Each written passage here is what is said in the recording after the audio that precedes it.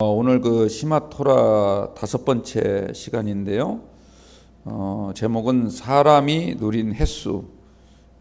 원래는 그 23장 1절부터 25장 18절까지 말씀인데요. 우리가 23장 1절 말씀을 보면 사라가 127세를 살았으니 이것이 곧 사라가 누린 횟수라 이렇게 되어 있죠. 사라가 누린 횟수. 사라는 물론 이제 아브라함의 처 이름 아닙니까? 그런데 오늘 말씀 제목이 그 사라가 누린 횟수를 통해서 우리 사람이 누리는 횟수, 그러니까 우리의 평생이 되겠죠. 이 평생의 삶과 오늘 말씀이 어떤 연관이 있는가, 이걸 우리가 함께 나누고자 합니다.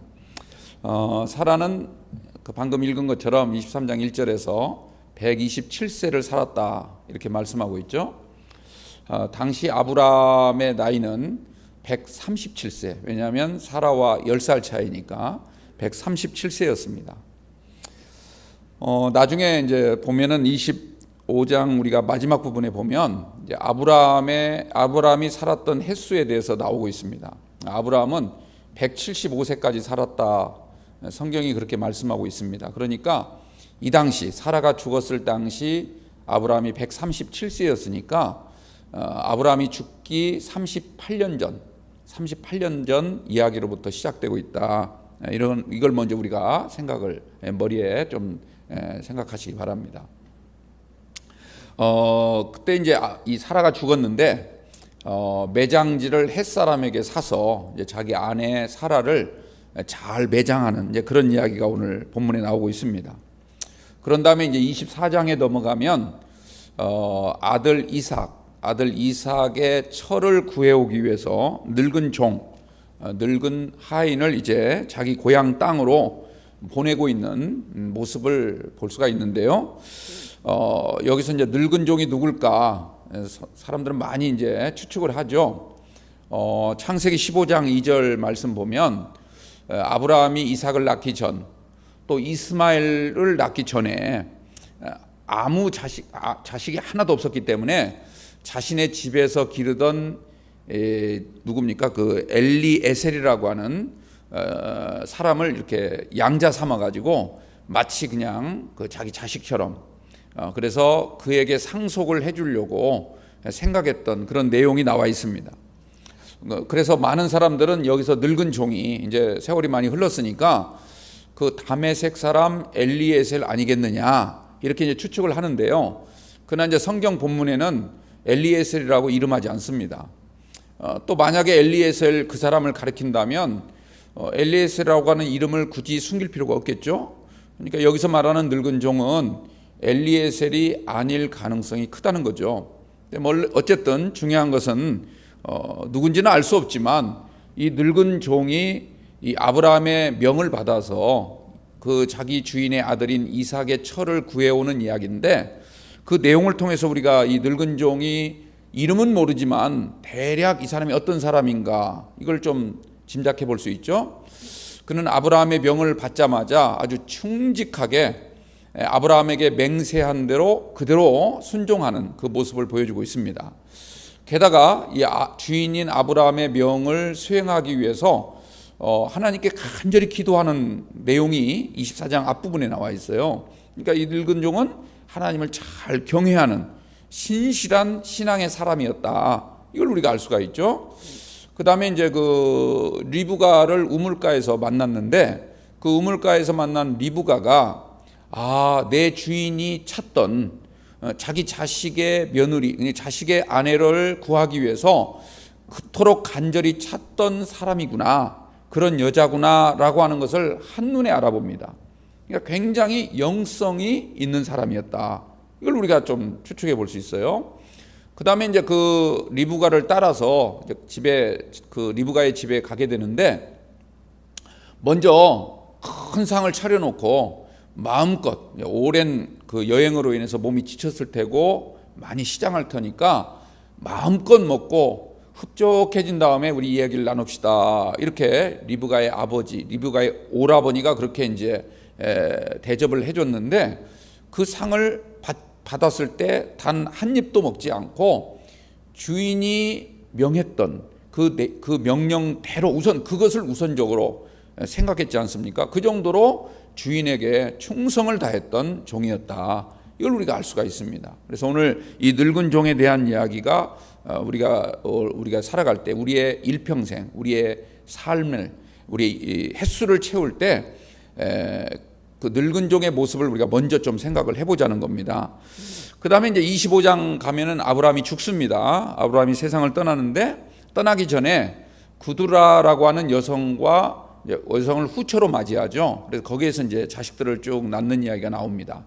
근데 그 자식들을 어떻게 합니까? 나중에 저 동방 땅으로 다 이제 땅을 나눠줘서 거기가 살거라 이렇게 떠나 보냅니다. 그 다음에 먼저 낳았던 이스마엘, 이삭보다도 먼저 태어났지 않습니까? 그 이스마엘도 불러서 그에게는 저 남쪽 땅을 또 분깃으로 주고 거기서 살도록, 그래서 이삭으로부터 떠나가게끔 이런 일을 다 해놓은 다음에 마지막 이제 하나님의 부름을 받고 세상을 떠나는 그런 이야기로 오늘 말씀이 꾸며져 있습니다. 그래서 오늘 그 주제, 사람이 누린 횟수하고 이 사라가 누린 횟수, 아브라함이 누린 횟수, 그리고 그 사이에 그 늙은 종의 이야기를 통해서 우리가 하나님 앞에서 어떻게 살아야 될 것인가, 정말 사람들한테도 충성을 다하고 신실하게, 특별히 주인에게 정말 맡은 바 직무를 말씀대로 잘 순종하고 충직한 모습으로 일하는 이런 늙은 종의 모습을 우리에게 보여주고 있습니다. 자기가 맡은 그 책임에 대해서 정말 끝까지 그 책임을 완수하려고 하는, 사명을 완수하려고 하는 그 모습을 우리가 엿볼 수 있는 것입니다. 그래서 늙은 종은 이 주인이었던 아브라함부터 그 받은 임무, 이것을 수행하기 위해서 주인에게 맹세하고 서약을 하지 않습니까? 그리고 그 맹세한 대로 주저없이 주인이 명한 그대로 이제 순종을 하게 되죠. 그리고 아까 말씀드린 것처럼 하나님께 기도하는 기도의 종이었다는 얘기입니다. 근데 그가 떠날 때 이 먼 길을 떠나면서 어떤 생각을 가졌겠습니까? 우리 같으면 이 한 번도 가보지 않은 그 위험한 곳을 가라고 할 때 우리는 주저할 수가 있죠. 그리고 여기서 자꾸 늙은 종이라고 표현을 하고 있는데, 이 늙었다라는 말은 생물학적으로 나이가 많다는 얘기 아니겠습니까? 그러면 거동하기에도 힘들고 어떤 그 위기를 만났을 때 그 위기에 대해서 능동적으로 대처하기가 상당히 어려운 그런 나이였다는 겁니다. 그러니까 젊은 사람들도 있을 텐데 왜 굳이 이렇게 나이가 많고 움직이기 힘든, 육신적으로 굉장히 나약해진 늙은 사람을 보낼까, 이렇게 원망도 할 수 있을 텐데 그는 그런 원망을 하지 않고 주인으로부터 이런 사명을 받았다는 것, 이런 임무가 나에게 주어졌다는 것에 대해서 굉장히 기뻐하고 오히려 감사하는 마음으로 주인의 명대로 행하는 늙은 종의 모습을 볼 수 있다는 겁니다. 그래서 그 늙은 종의 모습을 통해서 오늘 우리도 이런 믿음으로 여러분들이 하나님을 섬기시길 바랍니다. 아유, 내 나이가 지금 몇인데, 그러면서도 또 노래 부를 때는 내 나이가 어때서, 이러면 안 되잖아요. 교회 와서는 내 나이가 몇인데, 세상 나가서는 내 나이가 어때서, 이게 뭐가 좀 앞뒤가 안 맞지 않습니까? 우리가 교회 바뀌어야 돼. 세상에 나가서는 좀 내 나이가 몇인데 이래도 괜찮은데, 교회 와서는 내 나이가 어때서, 나 아직 팔팔합니다. 아멘을 한 분도 안 하시는구만. 내 나이 아직 팔팔합니다. 나 아직 건강합니다. 아직 내가 주님께 쓰임을 받을 만한 쓸모있는 사람이에요. 여러분들 이런 좀 당당함을 갖게 되길 바랍니다. 세상 나가 놀 때는 막 신나게 놀다가 교회만 오면 아이고 이러면 되겠느냐고요. 그러면 안 되죠. 교회 와서는 여러분들 막 신나시기 바랍니다. 여러분들의 모든 정열을 여기다 다 쏟아 부으세요. 걱정하지 마세요. 하나님이 또 채워주실 줄로 믿습니다. 교회는 성령께서 역사하시는 거기 때문에요, 우리가 비우면 비울수록, 우리 마음을 내려놓으면 내려놓을수록 하나님이 더 거룩하고 복된 것으로 우리에게 채워주신단 말이죠. 여러분들 생물학적으로는 늙은 종이지만, 그러나 우리가 하나님 앞에서는 젊은 종이 되어서 젊은 종이 되어서. 오늘 성경에 늙은 종이란 말이 자꾸 나오니까 이 늙은 종이 얼마나 서운하겠어요. 그렇지 않아도 늙었는데 늙은 종 이름 불러도 될 텐데 말이지. 이런 생각 들었을 거 아니겠어요? 그런데도 그런 원망이나 불평하지 않고 주인에게 받은 그 사명, 그 임무를 수행하는 일에 아주 적극적이고도 능동적으로 그 실천하는 그 모습을 지금 오늘 보여주고 있어요. 그런데 그런 늙은 종의 모습이 어디서 왔을까? 그냥 자기가 스스로 생산한 게 아니라 하나님이 주신 은혜인데 그냥 주신 것이 아니라 바로 사라와 아브라함의 모습을 통해서 그가 배우고 익히고 그가 닮은 그런 모습이었다라고 하는 것이 오늘 본문의 주제예요. 여러분들 우리가 누구를 바라보느냐 이게 대단히 중요한 거예요. 맨날 불평, 원망, 그냥 죽겠다 이런 말만 하는 사람을 자꾸 바라보면요 여러분들도 힘들어져요. 자꾸 신바람 나서 그냥 교회만 오면 활기가 넘치고 말이죠.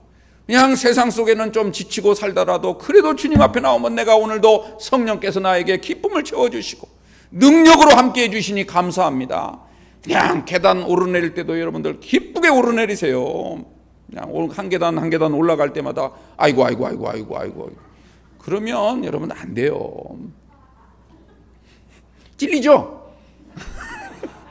오늘 핵심 메시지가 그거예요. 오늘 늙은 종처럼 여러분들 우리 주님, 우리 주인이 되시는 주님이 우리에게 명령하신 것, 우리에게 주신 임무, 이걸 정말 생명보다 더 귀하게 여기시고 감당하시면 하나님께서 모든 것을 더해 주실 줄로 믿습니다. 그리고 힘이 약할 때마다 하나님께 기도하세요. 하나님의 도움을 간구하세요. 하나님이 우리에게 지혜를 주시고 능력 주실 줄로 믿습니다.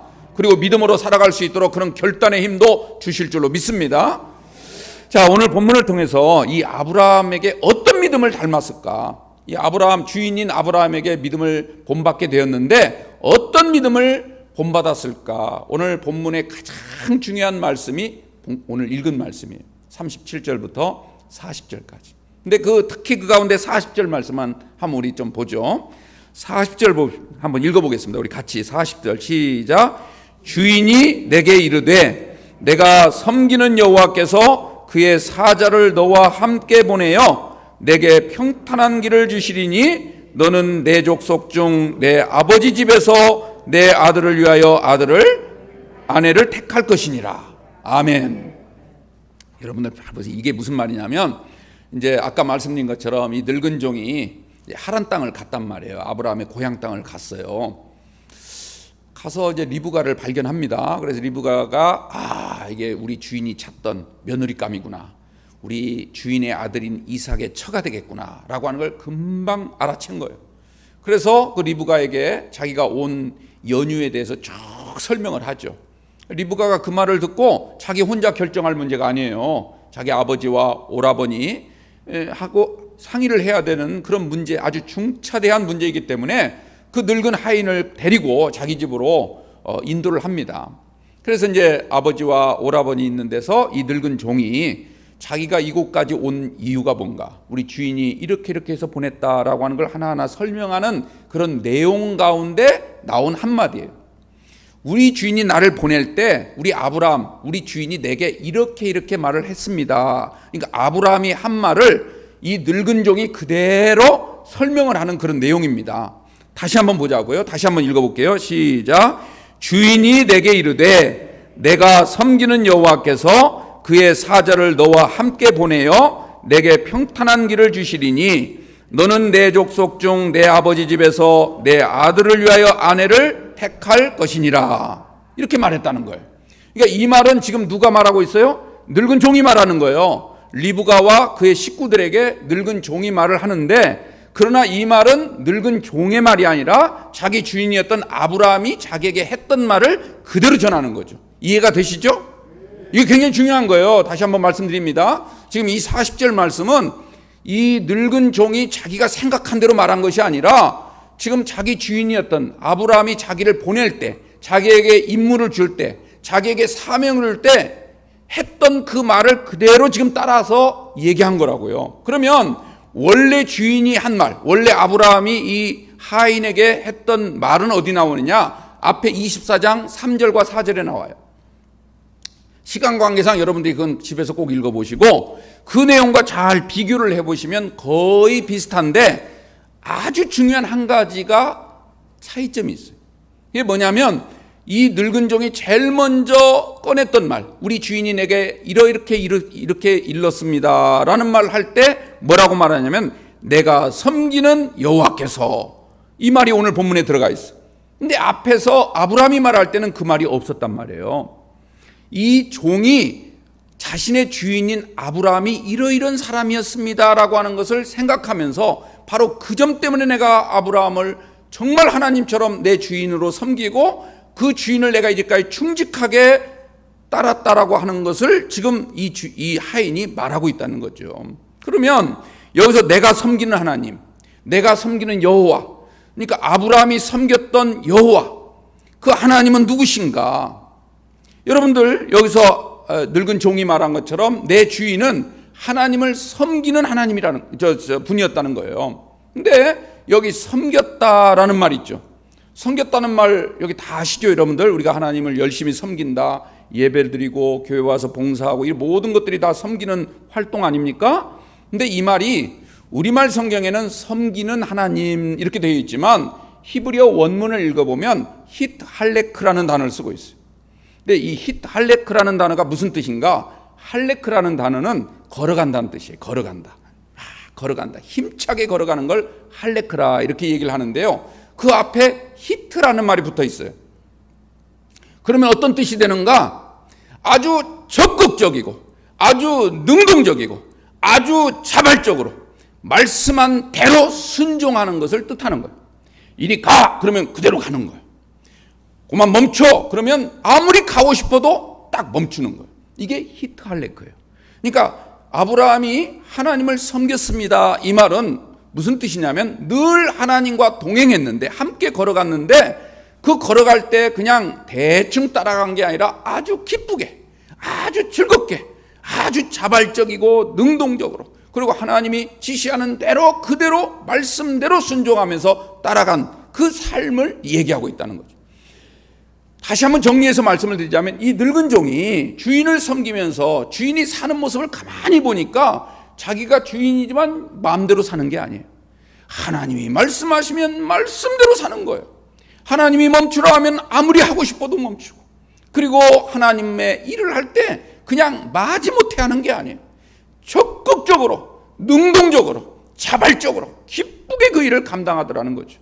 그래서 오늘 우리가 이 말씀을 통해서 꼭 기억해야 될 것은, 우리가 오늘 이 시간 다짐해야 될 일은 뭐냐면 하나님을 섬기되 우리가 하나님의 말씀대로 순종하되 그냥 마지못해가 아니라 어쩔 수 없이 순종하는 것이 아니라 정말 기쁜 마음으로 능동적이고 자발적이고 적극적으로 주님 말씀대로 행하는 그런 성도가 되어질 때 아브라함과 같은 믿음을 갖게 되고, 그 믿음 안에서 많은 사람들이 그 모습에 감동을 받고 그 모습에 은혜를 받고 그런 삶의 모습을 본받게 될 줄로 믿습니다.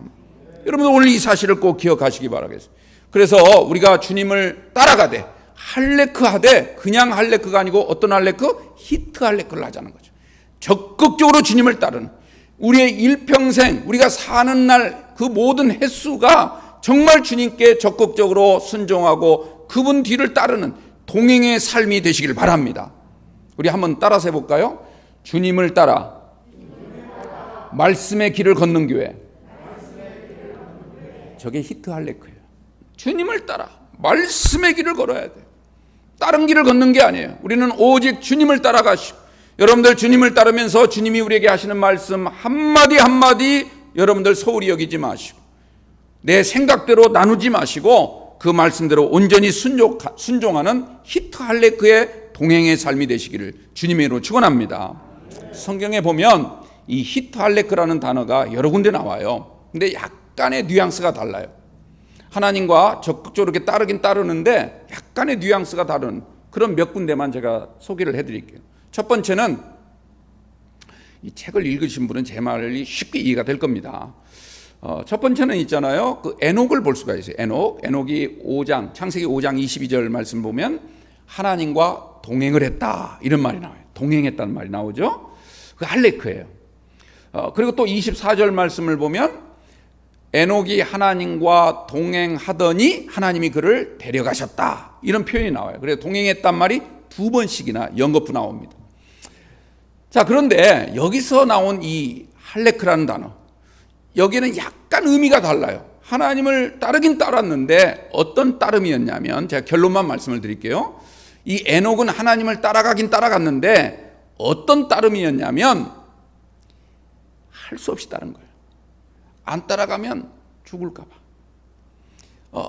딴 길로 가고 싶지만, 그냥 틈만 나면 딴 길로 가고 싶어. 육신적인 욕심에 따라 살아가고 싶지만 그렇게 안 했다가는 하나님이 그냥 놔둘 것 같지가 않으니까 할 수 없이 마지못해 따르는 그런 모습을 볼 수가 있어요. 여러분들 창세기 5장 24절에 우리말 성경에 보면 에녹이 하나님과 동행하더니 하나님이 그를 데려가셨다, 이렇게 말하고 있거든요. 그 데려가셨다라는 말이 히브리 말로 라카흐라고 읽는데요. 이 라카흐란 말은 강제로 연행해 가는 거예요. 강제로. 영어 성경 보면 take라고 돼 있어요. 뺏어가는 거예요. 뺏어가. 그냥 우리 뜻대로 살게 놔두지 않고 막 끄집고 가는 거죠. 왜 여러분들 그런 아이 있죠?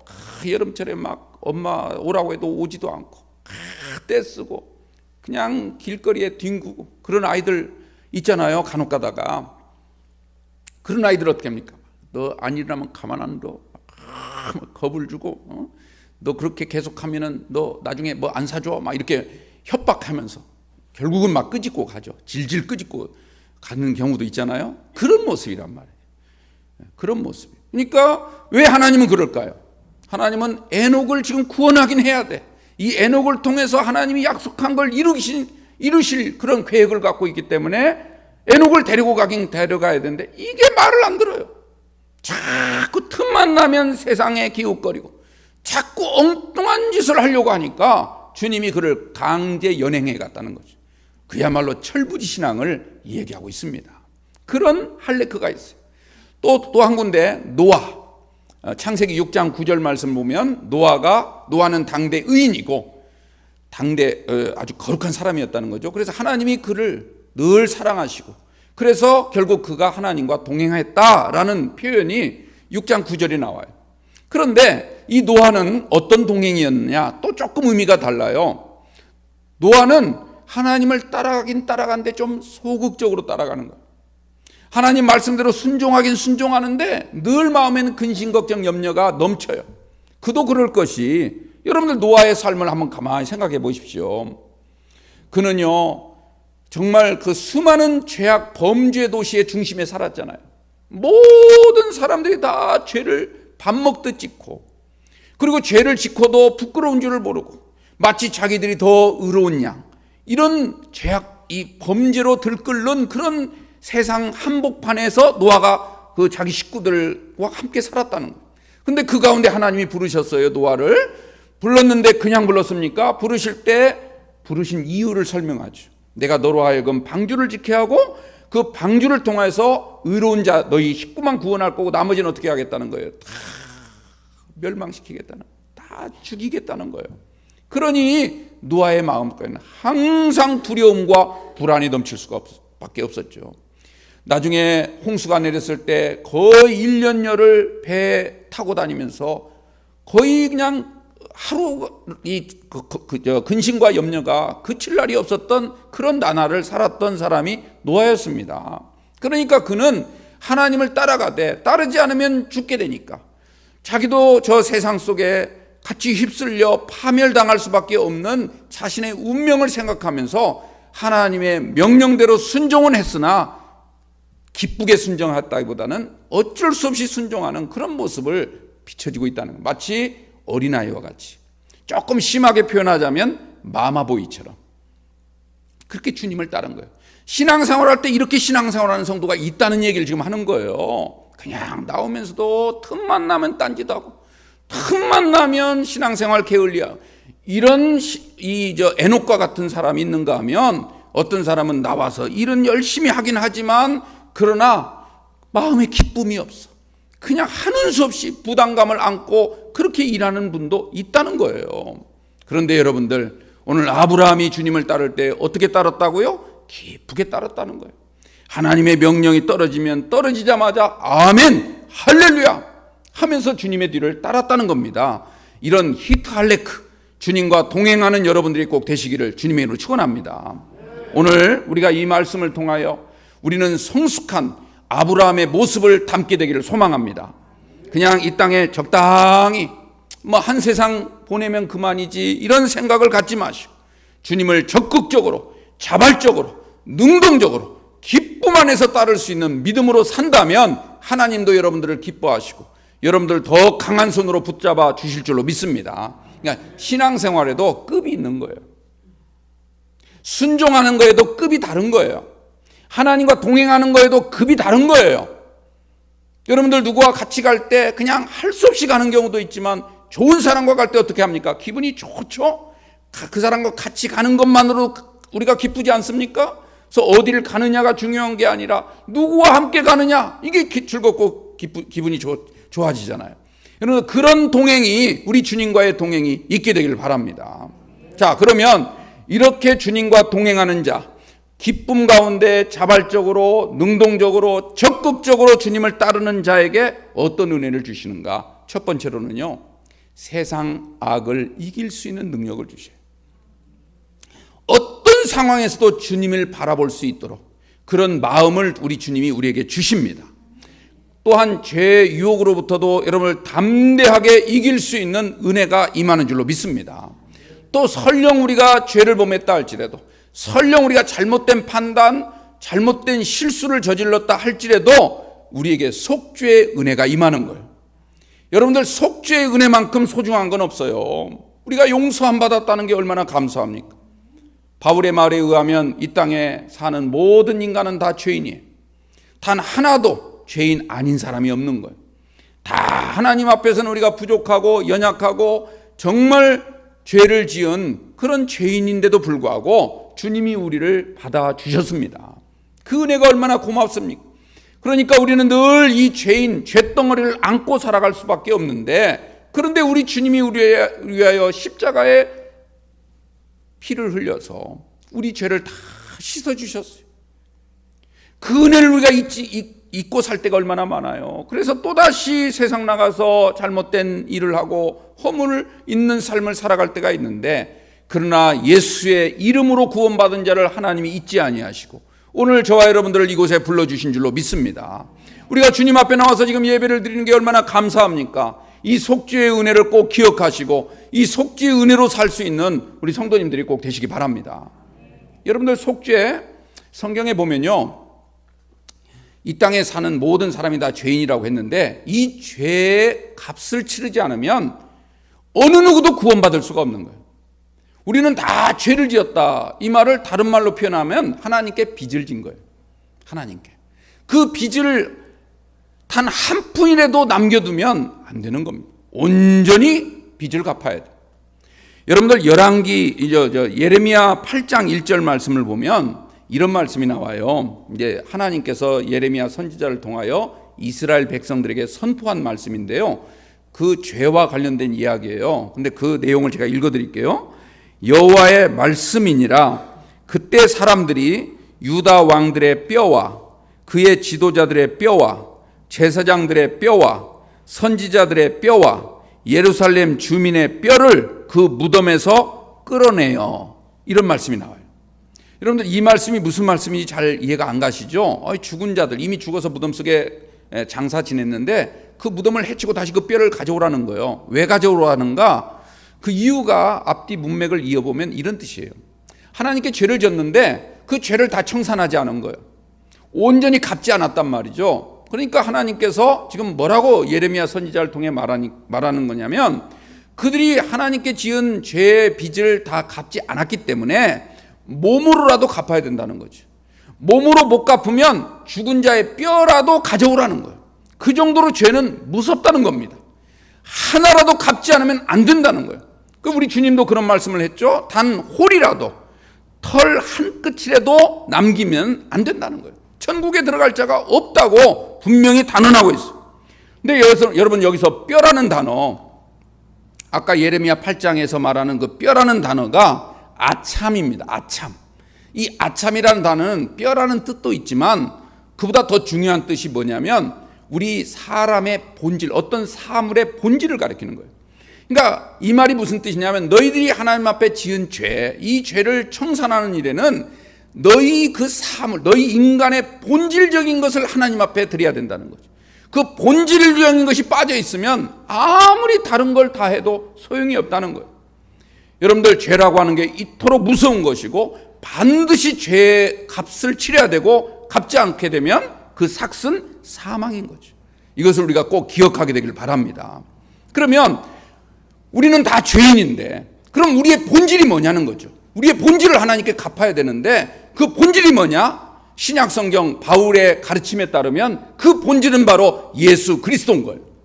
예수 그리스도께서 우리를 위하여, 우리의 생명을 위하여 주님이 직접 십자가에 돌아가심으로 그 흘리신 핏값으로 우리는 구원을 받았어.